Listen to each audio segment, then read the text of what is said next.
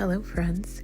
So today I'm recording on a different device, so I apologize in advance if the quality is a little different than you're used to. But I had to make a decision that I would go ahead and record because if I waited till I got all my equipment set up, I probably would not record. So today I want to talk about mindfulness, and that should not come as a surprise as I talk about it often on this podcast. But I wanted to talk about how mindfulness can benefit not just you, but others around you. And the reason I say that is because I believe that one of the things that is most annoying about being in public is a lack of consideration and a lack of self-awareness. But I think when we live and walk and just focus on mindfulness, that changes.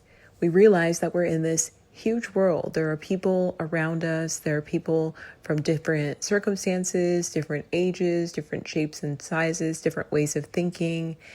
Instead of it coming to us as information, it's an opportunity for curiosity. And it's an opportunity to intentionally engage with the world around us.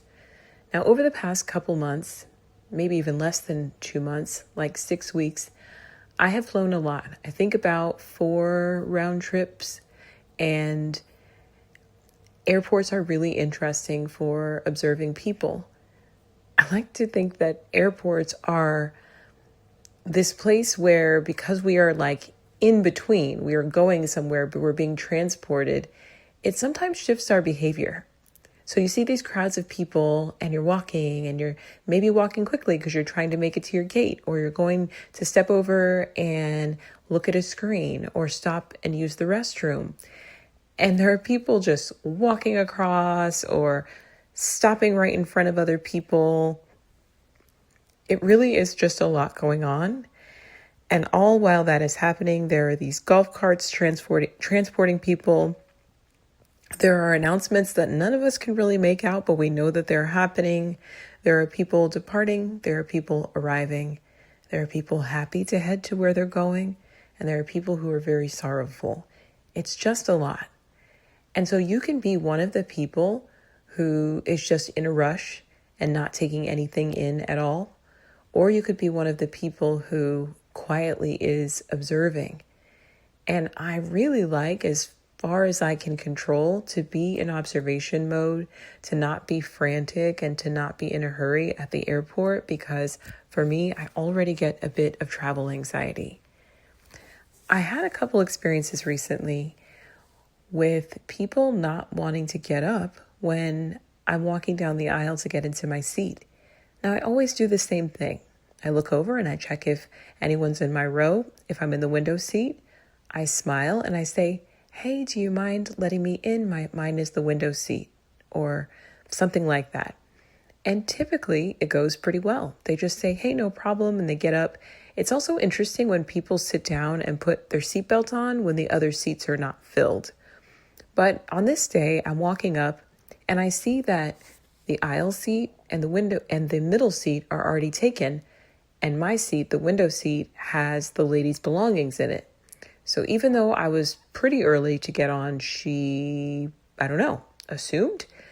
And so I said, "Hey, my seat is the window. Can I get in?" And she said, "Okay," and didn't move. So apparently she was expecting me to climb over her. Now, for further context, she was a little bit older, but most importantly, she might have had some mobility issues, as one of the belongings that she had in my seat was a cane. And as much as I do have empathy for that, I'm pretty sure climbing over her in economy would not be safe for either one of us. And so I was polite and I said, "Oh, I don't think it would be best for me to climb over you." And she said, You can't just climb over me?" So now I'm wondering if I'm going to have to get the flight attendant. But eventually she does get up. She huffs, she puffs, and she says, "Give me a minute." And I said, "Take all the time you need." Finally, she got up. I got into my seat. And then when she sat down next to me, she said, "Ugh, all that work." Just to emphasize what an inconvenience that I was to her. And I'll admit, I don't usually get up during flights, but I will if I need to. but I felt like I was going to be a burden or be given resistance. The next time it happened, a couple weeks later, the guy just moved his feet over and it was even more awkward because now I'm stepping over a man and he's a very tall man. But I just got the vibe that he wasn't very welcoming because why do that? So I did not push. It was really awkward when I had to get up to use the restroom as well on the flight and unsafe. I'm just not understanding why there isn't a level of awareness that we're in public, we're sharing the space. And yeah, I'm griping a little bit, but I was thinking about it. And if we maybe can take a few moments in the morning or throughout the day to just have that moment to recenter ourselves and think about, where am I going, and just really have presence of mind, it might make it a little bit easier to exist in spaces with other people. I like to think that my mindfulness in that moment was perceiving the situation and thinking and understanding that the second guy was going to be pretty resistant to me asking him to get up because it should have been common sense, especially as tall as he was, that he needed to get up, but he didn't.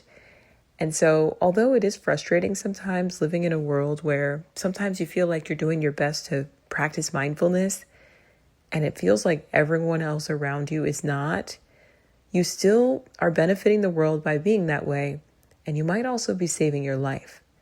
So for me, that's what I told myself, even though I was very frustrated, is that the time to use my words intentionally and assess the situation was an act of mindfulness, and it may have helped me to avoid further conflict.